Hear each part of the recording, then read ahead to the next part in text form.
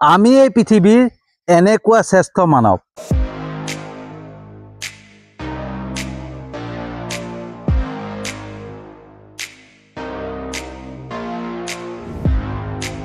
Good evening বন্ধুসকল, শুভ সন্ধ্যা। তো বন্ধুসকল, এজন কণমানি যুৱকে এখন দোকানত চুৰ কৰি ধৰা পৰি যুৱকজনক সকলো লোকে ধৰি মাৰধৰ কৰা আৰম্ভ কৰিলে।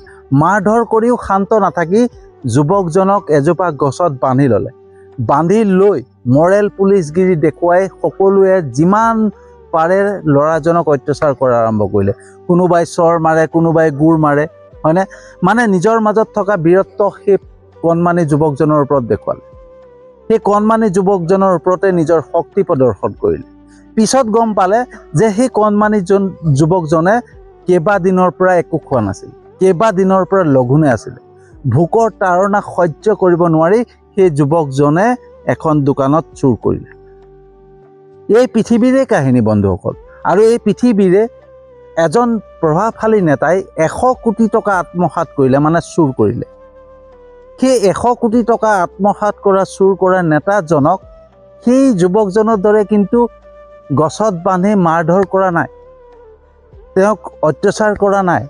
সেই প্ৰভাৱশালী নেতাজনে যে 100 কোটি টকা মাৰিলে সেইটো কোনো কথাই নহ'লে।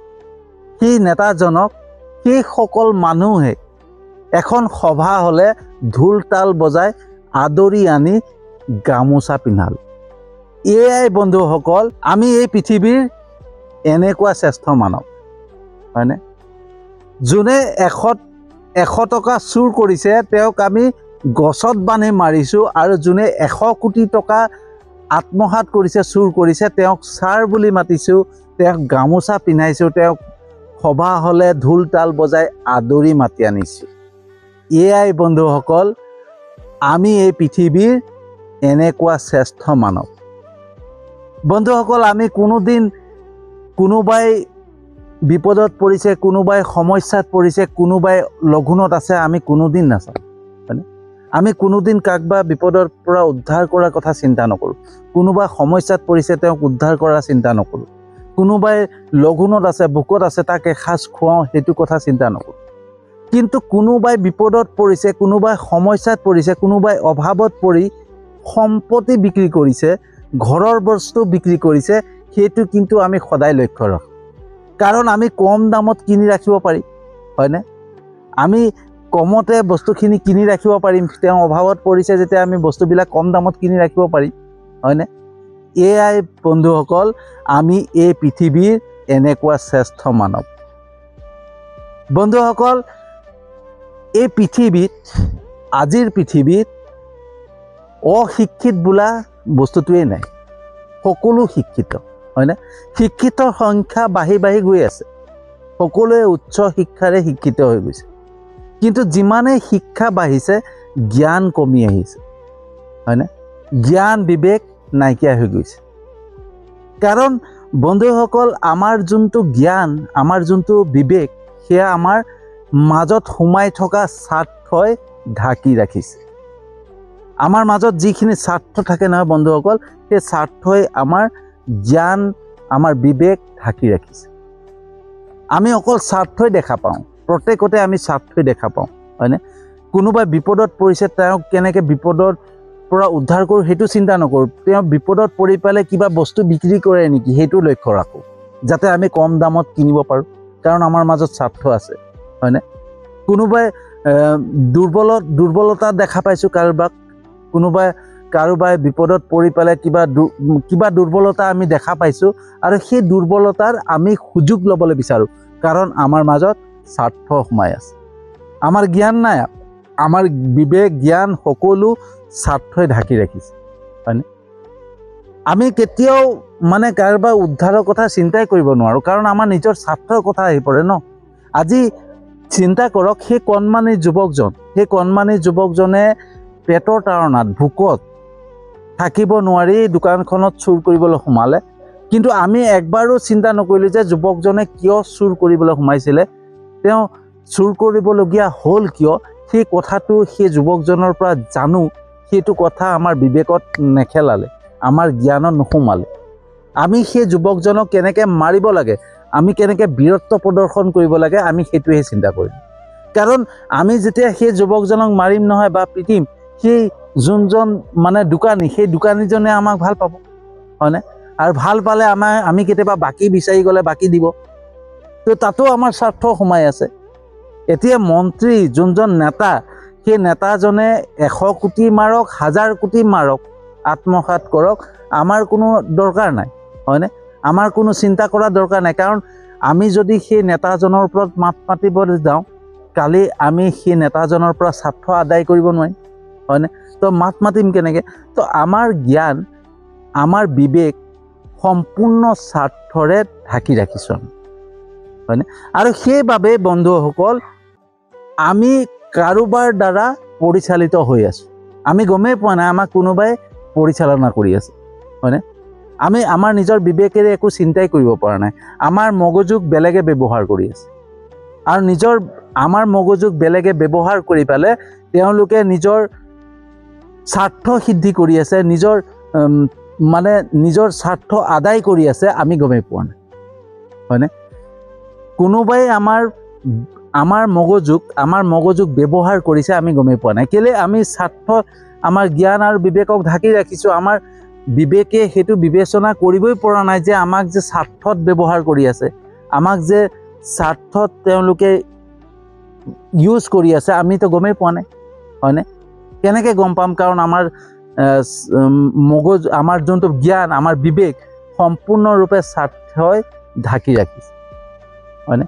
আৰু সেইটো হৈ আছে বন্ধুসকল, আজিৰ পৃথিৱীত হৈ আছে। আজিৰ পৃথিৱীত একাংশ নেতাই আমাৰ মগজুক ব্যৱহাৰ কৰি তেওঁলোকৰ নিজৰ স্বাৰ্থ আদায় কৰি আছে, আমি গমেই পোৱা নাই। আজিৰ পৃথিৱীত হৈ আছে, আজিৰ সমাজত হৈ আছে, আজিৰ আমাৰ দেশতে হৈ আছে, কিন্তু আমি গমেই পোৱা নাই। কিয় গম পোৱা নাই? কাৰণ আমাৰ জ্ঞান, আমাৰ বিবেক স্বাৰ্থই আৱৰি ৰাখিছে, স্বাৰ্থই ঢাকি ৰাখিছে। আমি ভাল বিবেচনা কৰিবই পৰা নাই। কাৰণ বিবেচনা কৰিম কেনেকৈ? আমাৰ বিবেক ঢাক খাই আছে স্বাৰ্থই, হয়নে? তো বন্ধুসকল, মই আজি এই ভিডিঅ'টো বনোৱাৰ এটাই উদ্দেশ্য যে আমাৰ নিজৰ কিছুমান মানুহ যোনে সততাৰে মাত মাতি গৈ আছে, সততাৰে কিবা এটা কথা ক'বলৈ গৈছে, তেওঁলোকক কাৰাগাৰলৈ নিক্ষেপ কৰিছে, কাৰাদণ্ড দিছে, কাৰোবাক মৃত্যুদণ্ড দিছে। কিন্তু আমি সকলো নিমাত। কিয় নিমাত? আমাৰ জ্ঞান, আমাৰ বিবেক স্বাৰ্থই ঢাকি ৰাখিছে।